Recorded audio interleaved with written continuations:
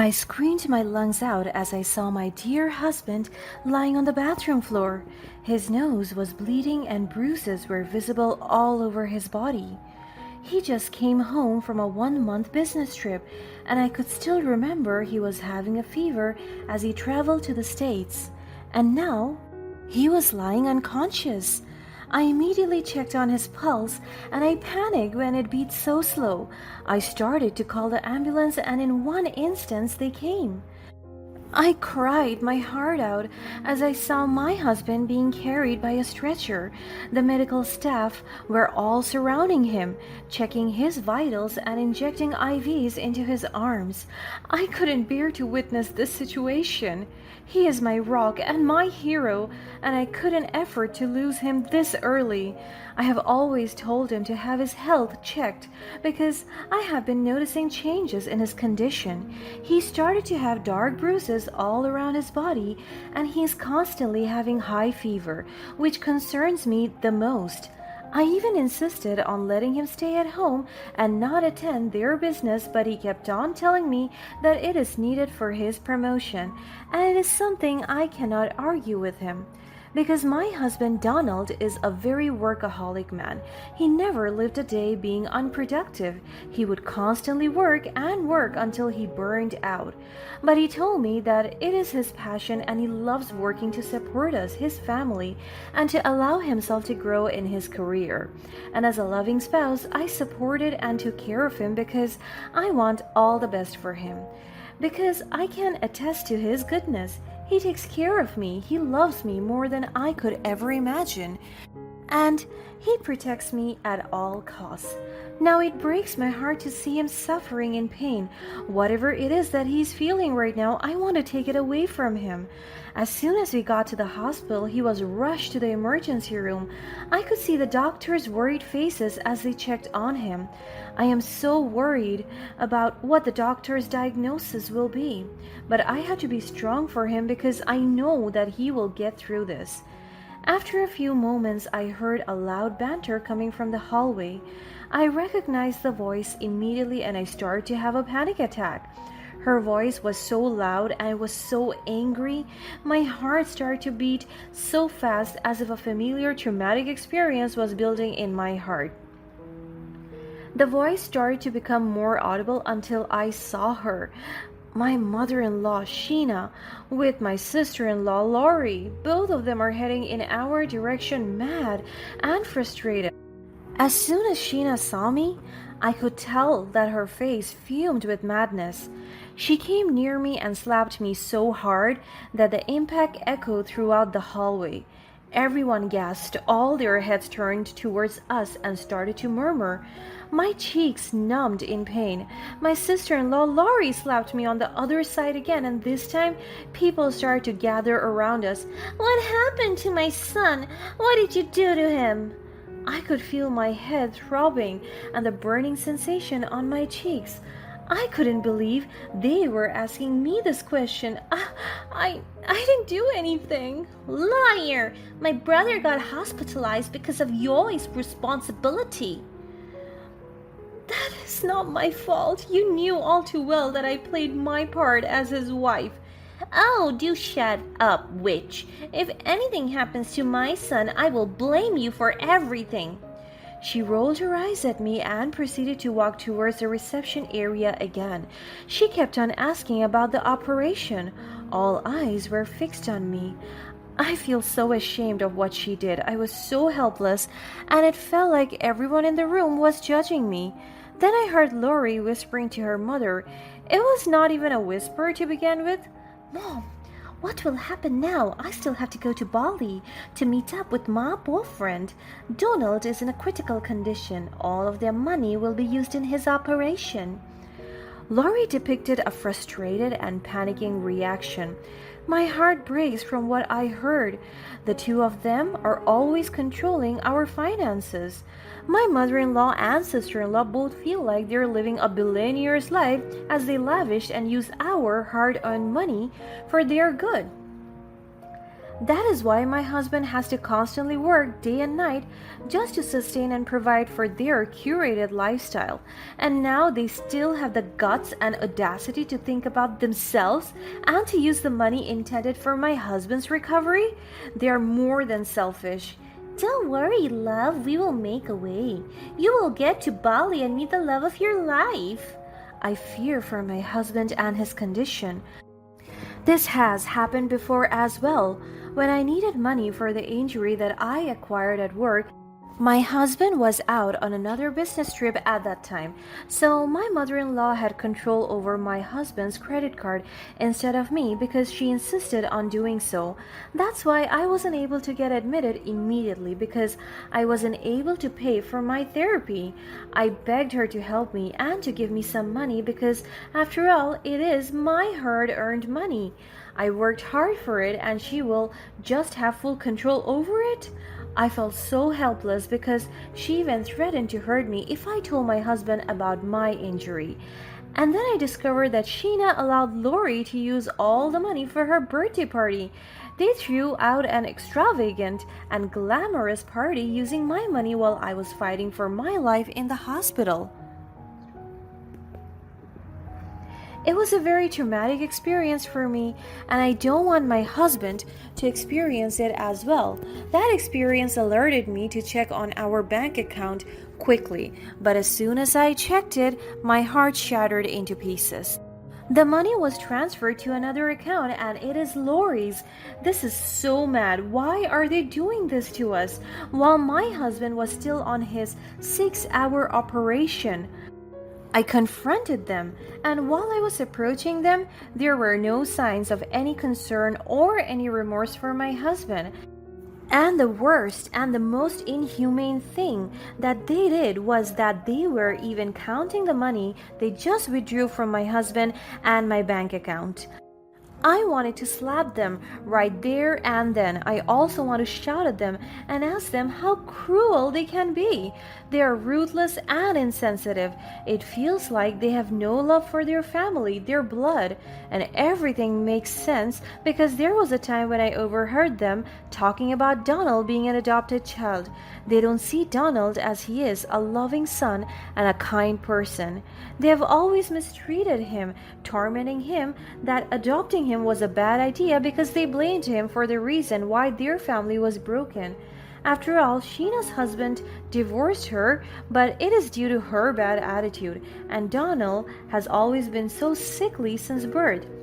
Now, as we grow older, he has a different illness, and I struggle to provide him with the care he deserved because our limited resources were being squandered by my selfish sister-in-law and enabling mother-in-law who indulged their every whim while my husband suffered.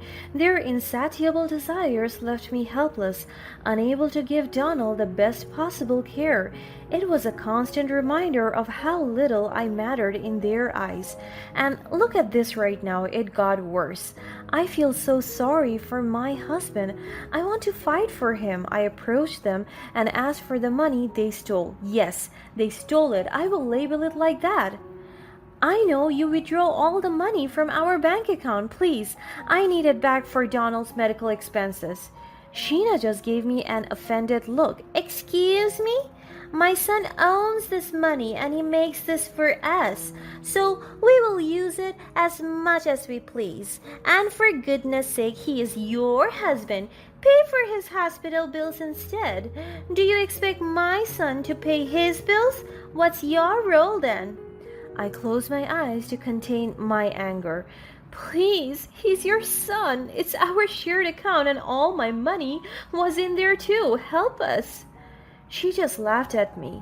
Well, that's not my problem.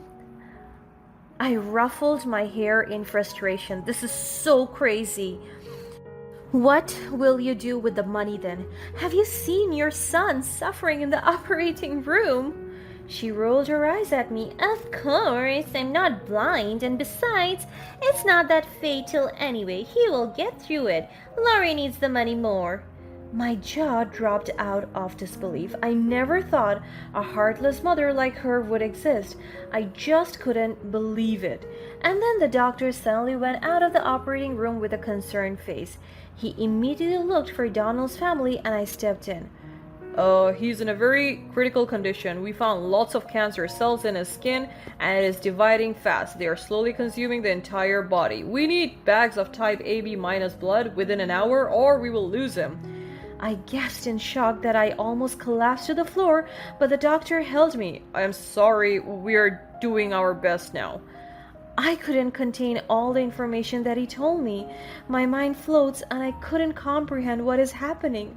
I am so weak and out of focus. Please, doctor, do everything to save my husband. The doctor nodded and tapped my shoulder. Be strong for him. After that, he went back to the operating room, and I was left there crying with my heart filled with longing and anxiety. 2 hours later, the doctor came out again and announced that my husband was gone. I broke down in the hospital hallway and cried my heart out. My husband is dead. Doctor, is my son dead? My mother-in-law asked with no hint of concern. Yes, madam, I am so sorry. Oh, don't be sorry. I have accepted it since the start. The doctor was taken aback by her response. By the way, where can we ask for his last will? I seriously wanted to slap her because of her rudeness, but the doctor answered her first. I don't know what's wrong with you, madam, but your son is dead, and I think it's improper to talk about claiming his property rights right now. Please respect that.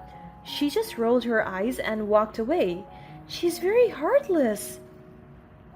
And I never knew that after my husband passed away, my life would take a dreadful turn. The burden of grief weighed heavy on my heart. But little did I know that my late husband's family would add more to my suffering. I mean, they have always been my source of struggle, but this time it has doubled. My mother-in-law and sister-in-law revealed their truest colors, showing a level of abuse and control that I never could have imagined.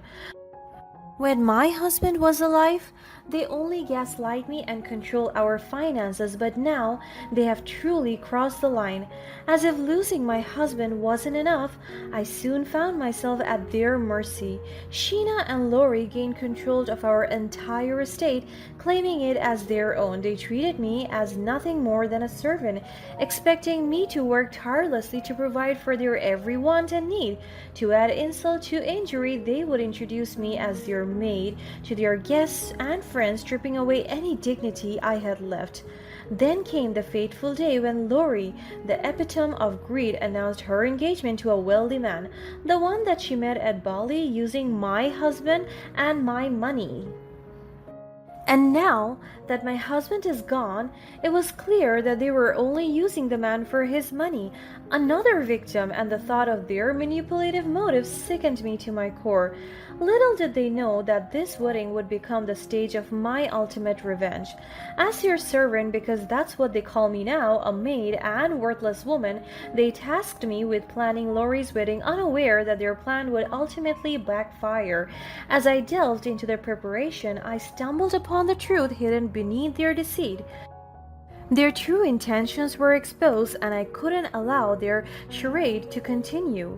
I overheard another conversation between Sheena and Lori, and this time I caught it on record.